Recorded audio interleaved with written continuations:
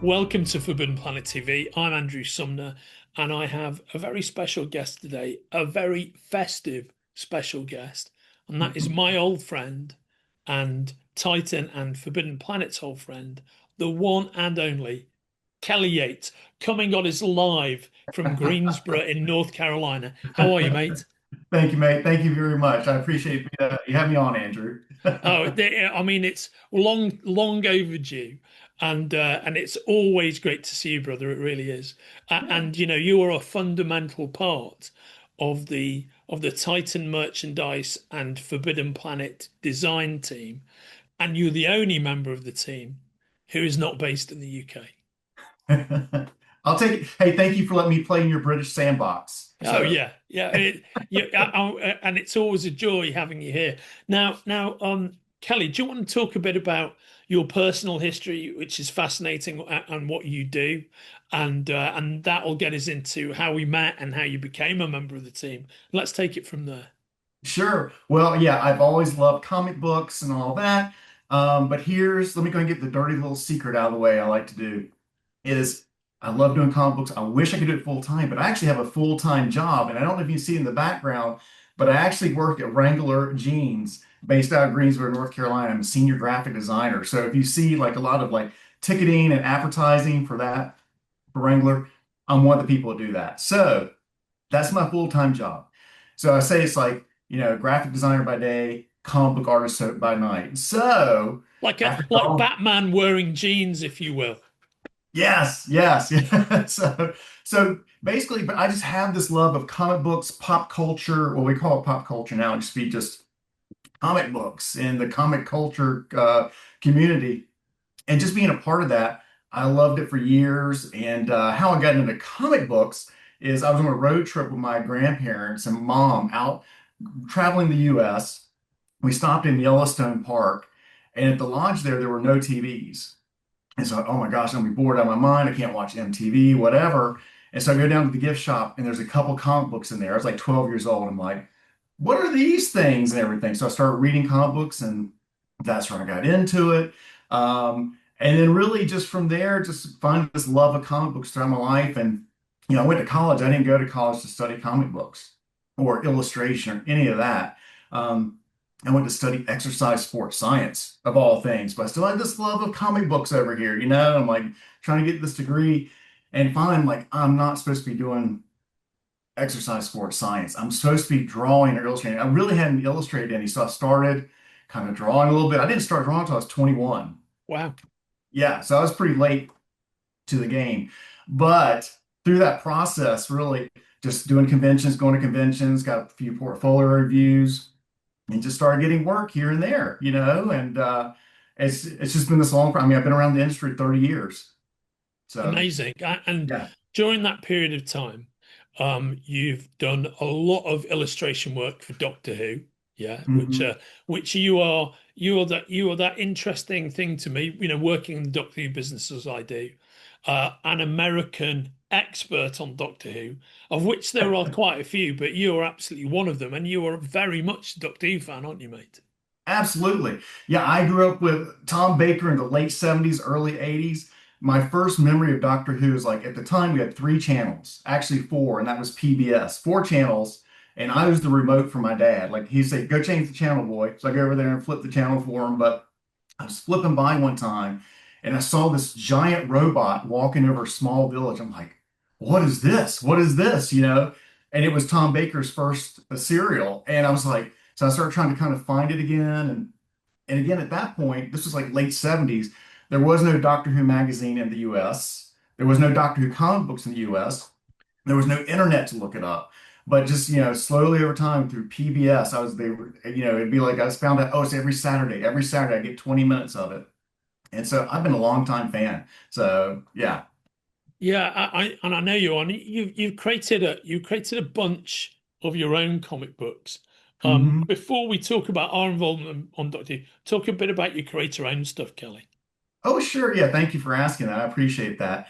So yeah, when I was trying to break in the late 90s, I really wasn't getting any work from Marvel or DC. Like I get a little short story from DC, like a Green Arrow or Justice League, JLA, Secret Files, little 8-page stories. which was great, but it just wasn't getting the traction that I wanted.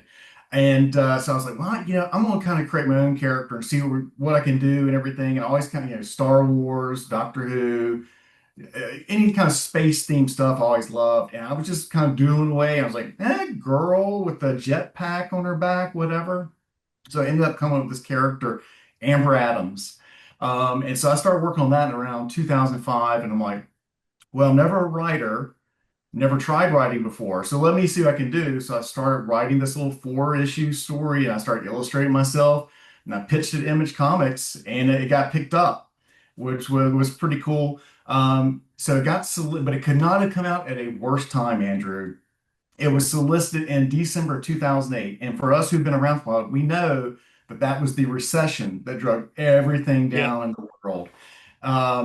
So they were expecting around Eric Stevenson was saying they were expecting around 16 to 20,000 orders. And again, it just didn't meet that because even Spider-Man wasn't even selling that much. I mean, Spider-Man orders were like cut in half. So yeah, it could not have come out at the worst time. Interesting side note though, I got all 4 issues out and interesting side note though, when the first issue came out, I was contacted by the producers of the Hitman movie, and they were trying to get Miley Cyrus attached to a movie. She was coming fresh off of Hannah Montana. So we had about 6 months of interesting talks and everything. Obviously, it didn't happen, but it's a pretty exciting time. So, yeah. but it was kind of fun. Yeah, loads of fun. And a relatively short time afterwards, 2 years Yeah. afterwards, in fact, in 2010, is when we first met, which was at San Diego Comic Con 15 Yes. years ago. And you'd done a bunch of cover work and illustration work for IDW, our pals at IDW, when they had the Doctor Who license.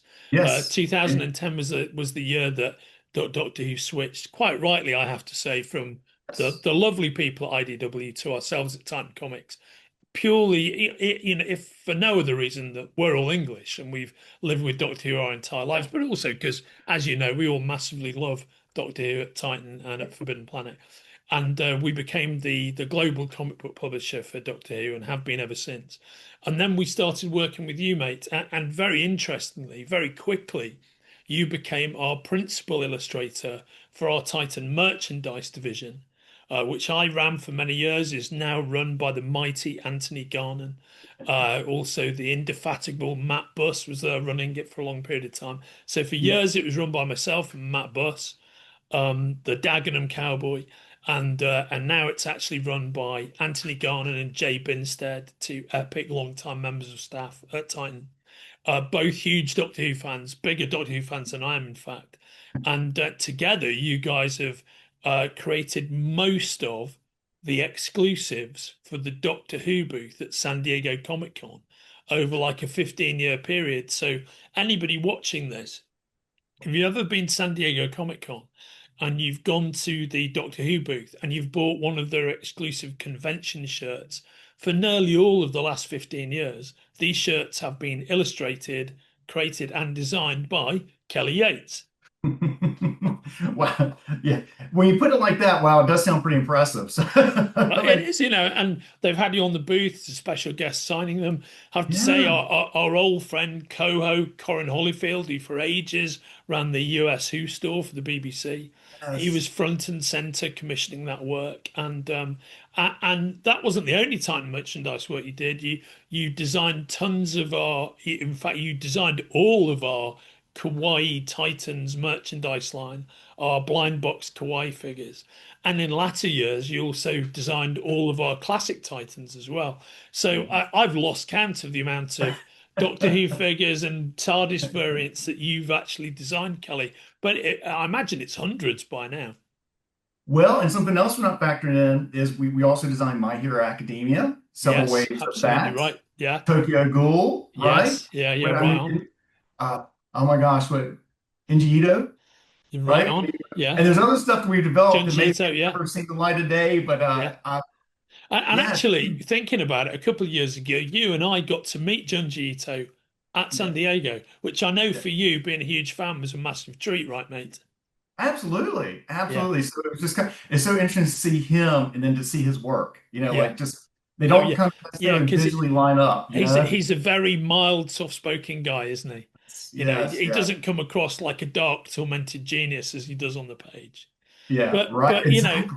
it is absolutely the case that you're very much, you know, our pop culture brother from a North Carolina mother, which is why when it came time to create the 2025 Forbidden Planet Christmas campaign, the only person on our shortlist, the only illustrator on our shortlist was Kelly Yates. And here's the inside baseball of how this works. And this is what I want to talk to you about because um, my initial brief to you is very simple, which is we want to use the Forbidden Planet rocket ship designed by my old pal and former housemate Ryan Hughes, legendary industry illustrator and designer.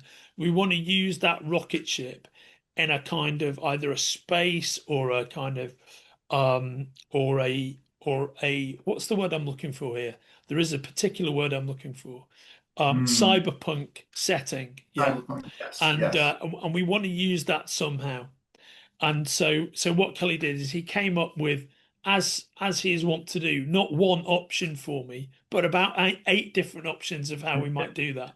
There was one that we particularly liked, and Forbidden Planet's owners, the mighty Vivian Chung and the mighty Nick Lando, um, they liked one of your treatments specifically, and they fed into that.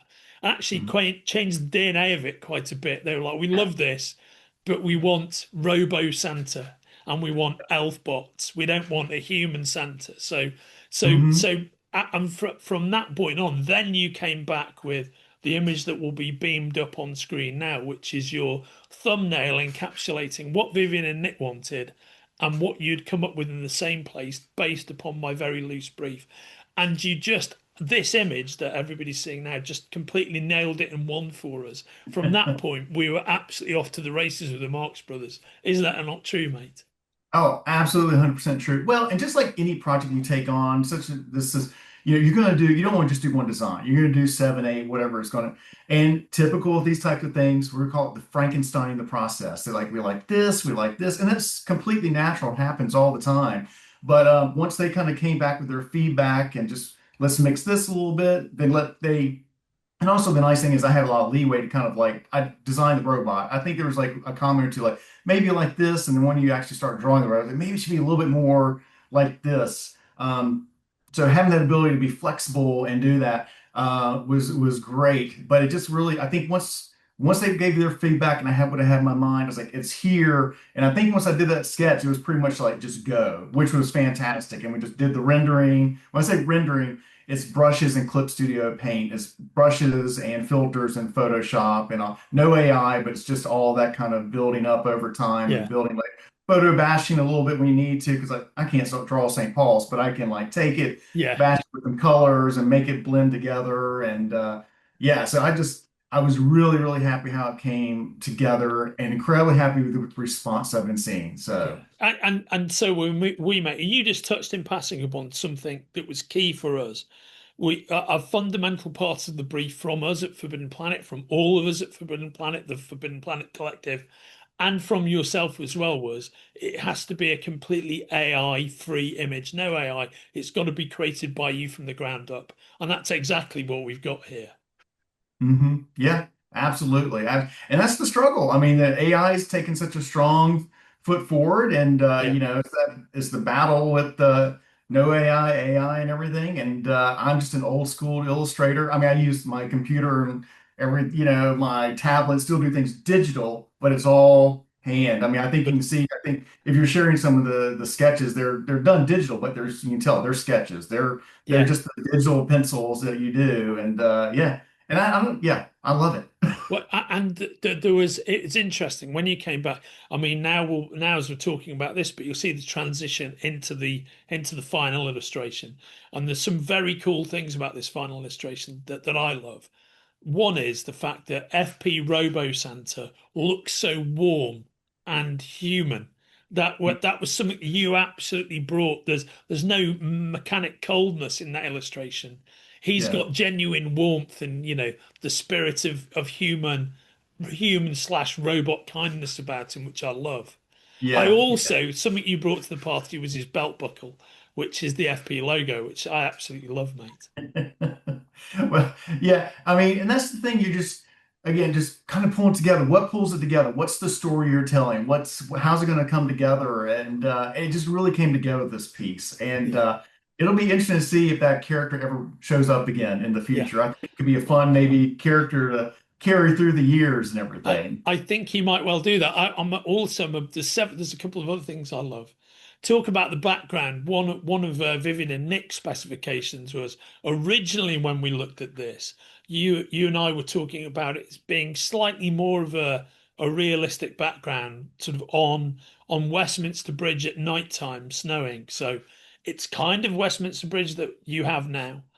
And if you look along Westminster Bridge from the South Bank, what you will see, as you see in the illustration, is the Houses of Parliament on the left-hand side. But that was a more photorealistic version of London when we began. Hmm. And one of the things Vivian Nick came up with was actually this is not actual London. This is not actual Earth. This is alt reality London. Maybe it's a Hmm. terraformed Earth on the Saturnian moon of Titan, which would make so much sense. Yeah. And if it is, that means we can have the Houses of Parliament on one side, Right. Big Ben on one side, and Yep. St. Paul's Cathedral on the other side, with Saturn in the background. And you really took that piece of feedback and super delivered on it. So now we've got nighttime in this alternate reality version of London, circling Saturn with the snow coming down, with St. Paul's and with the Houses of Parliament and Big Ben. And I just think it looks so lush and beautiful. Well, that's the great thing about a collaboration. I mean, I know they're providing feedback, but it's that collaboration back and forth. And, you guys are going to have something a little bit more like, hey, what about this in the background? And when the feedback came in, like the Saturn, the ring type thing, background space, I was like, that's when it started to gel for me a little bit more. Started coming together. Okay, just versus a standard Victorian background, with the Yeah, old Yorkshire homes and all that. I mean, which would be great and wonderful and beautiful and everything, but just that little spin. Okay, there's a rocket on the bridge, but that little extra thing of the galactic background just really kind of like, okay, it's a different planet and you can really play with it and have fun. You're not trying to be super realistic. yeah. Amen, Yeah. brother. And I really love what you did with the Elfbots. It's very easy to say Elfbots, but actually, for the Elfbots to look so as industrious and as cute as they do with their curled slippers, I think that's amazing. Yeah. Well, it really is just trying to find that play. Like, I really did like even the Santa, his face is kind of just straightforward and there's a little bit of a curve to where the jawline of these robots have and that's what the Santa would have underneath as well. But even really just letting his beard play out let that natural smile in there, Yeah, and let us read the warmth in the characters like we are. We're reading it in yeah. there, like without making it too overly stylized, like you're reading into that. Yeah, I Yeah. think that's so true, mate. I absolutely love all of that. And if there are any eagle-eyed fans of Kelly's illustration watching this, what you might also realize is that again, and this was in this from the brief right from the get-go, is that one of the elements of this illustration, which you might have seen a bit of the DNA of before, is one of our best-selling pieces for Doctor Who, which was the Christmas TARDIS in Victorian England, a similar illustrative style which we Yeah. produced on a number of platforms a couple of years ago, and I beamed up an image of that for you here. This is a Kelly Yates classic, and when we were talking around who should we get to do the FP illustration, we really need something like as good as the Christmas TARDIS in Victorian England. At which point I said, "Well, I know exactly who to get to do the illustration. We've got to get Kelly." Ding, ding, ding. And Yeah. it's worked out so that's two killer Christmas designs at the very least, and I know you've done others, mate, but at the very least that you've done for us. Yeah, yeah. For whatever reason, I've gotten pulled into like Christmas cards over the years and things like Yeah, that. But yeah, that Christmas TARDIS, it was a real hit, and it was really cool because I think that was a BBC shop exclusive, if I remember correctly. correct. They made T-shirts out of it, Yeah, right on. mugs, and it was premiere. I remember there was a show on. They had it on a mannequin too, like you could see it on the shirt. I was Yeah, like, "That's pretty cool. That's yeah. pretty cool. I mean, it really was so cool. That was another Corin Holyfield BBC Yes. Shop USA commission, Yeah. and that we're all very happy to collaborate on. Yeah. Uh, Well, kind of speaking outside of the Forbidden Planet piece we're particularly talking about, the corn, I mean, thank you so much to him. oh yeah, he's the man. I Yeah, mean, he really helped me get some other BBC work too with Doctor Who. Like I designed some DVD covers for yeah, like they were Walmart, great. They were and amazing. Yeah, you know, and then what yeah, was fun about that one is like you had the fourth, the second, and the 10th Doctor because it collected the animated shows for them. So that was like really fun and cool. But yeah, Quorum was fantastic to work with. Yeah, just yeah, fun uh, guy. for sure. And Kelly, I think I've got an additional piece of news that we haven't discussed in any detail yet, which is everybody loves the Christmas illustration so much that we're also in real time um, releasing a Christmas card version of the illustration. We're releasing it Oh, as a yeah. t-shirt and we're releasing it as a print. And all of those options for purchasing your own version, if you're watching this, of the Forbidden Planet Christmas illustration 2025, Christmas on the Moon of Titan, if you will, can be bought from the links attached to our conversation. Unless you're Kelly Yates, because he's getting some sent to him as a matter of course, obviously. Yes, yes. Well, and I appreciate, I know we've talked about this before. It's the small things or big things, but just having my signature on there. That's Yeah, huge. You know what I yeah, mean? I mean, that's massive. I mean, most companies you don't get that kind of relationship with some of the other companies. So I completely appreciate that, and getting credit for those things. So it's yeah. completely an honor to have that. Oh, mate, I'm glad you're pleased. As you know, we've always been highly assiduous about putting your lovely signature, much lovelier than mine is, by the way, onto the work that you do for us. And this is absolutely in that very same tradition. And mate, we're having this conversation within days of Thanksgiving 2025. And so, what are your plans for Thanksgiving, mate? Well, just being thankful for being able to do the things I love to do. Yes. Thankful to spend time with my family. We're going to hit the road and go visit my wife's family in Richmond, Virginia. And I think we'll enjoy lots of turkey, eating way too much food. We do that too much, just stuffing ourselves, but just getting some turkey and a bunch of sides and just hanging out, relaxing, and just being thankful for so many things. Oh, that's so cool, mate. With your wonderful family. And then it's 3 weeks and then it's Christmas itself. Well, and is Christmas a similar deal for you, Kelly? Yeah, yeah, pretty much. We're just spending time with family. I love spending time up in Richmond with my wife's family. We do a big thing where we open everything. Traditionally in America, our families have opened everything on Christmas morning. When my wife's family, they do the traditional open everything Christmas Eve that Wow, evening. okay. All right, So yeah. we do a big family gathering. It's like 25 people, and then we come back and have Christmas at home with the kids. So we're driving back at like 2 o'clock in the mornings. It's just our thing we do, and Yeah. but just really trying to hold on to those memories because Andrews, I have 3 kids. My oldest is now a senior in high school, and he'll be going off to college next year. So I'm just like, oh my gosh! So just trying to cherish those times we have together. So and I just hear you, brother. As you know, my kids are full-blown adults marauding through the world, and yes. those messes, times with your adult kids, as with your adult friends and family, are precious. Times with your kids when they're at the age your kids are, you got to hold on to those beautiful memories and make the most of it in real time. And when I think, speaking back to San Diego, as you know, Andrew, I usually try to bring one of my kids with me, or Yeah, maybe two, depending on yeah, out there when we have that experience, the father and child, because I usually don't try to take all three. So I guess, yeah.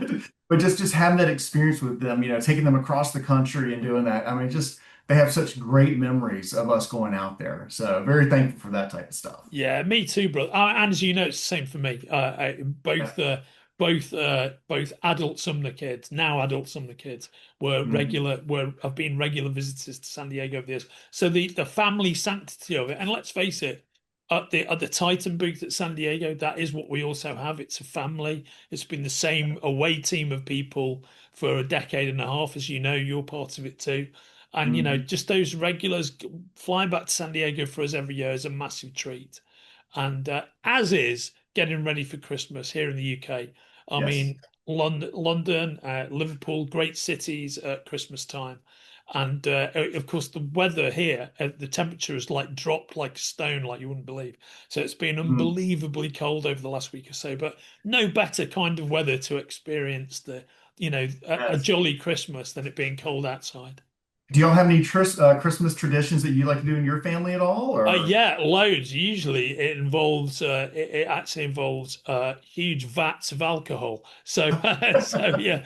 So I've got a personal recipe for mulled wine that my kids have grown up drinking, okay. and also a couple of years ago, about 5 or 6 years ago, with the help of, the advice of various parties like Jamie Oliver, I put together what I consider to be for me, perfect eggnog recipe. Now, eggnog is not available in a mass way like it is in the States.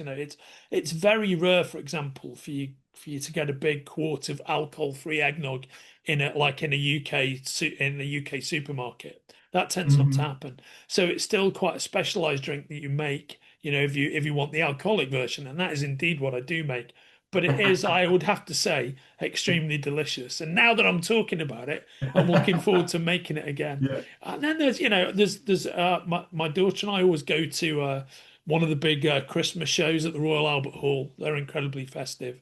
Okay. I'm into my jazz, so I go and see a couple of the London jazz clubs, go and see some of their like kind of festive Christmas stuff.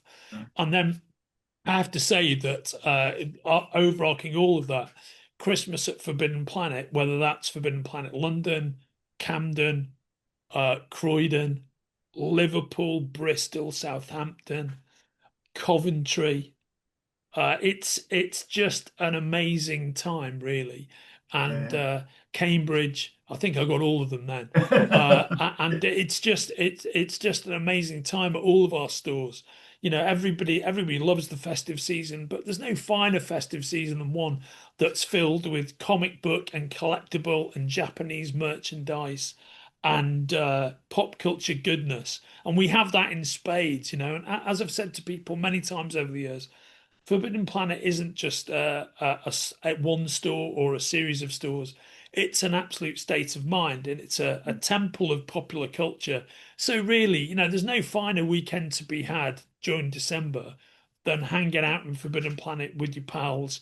Yeah. Looking at the DC and Marvel Christmas comics, looking at the new Japanese merch releases, looking at the latest manga. That to me is an absolute festive joy, and I will be doing plenty of that on Plenty the of run that. up to Christmas Day, mate.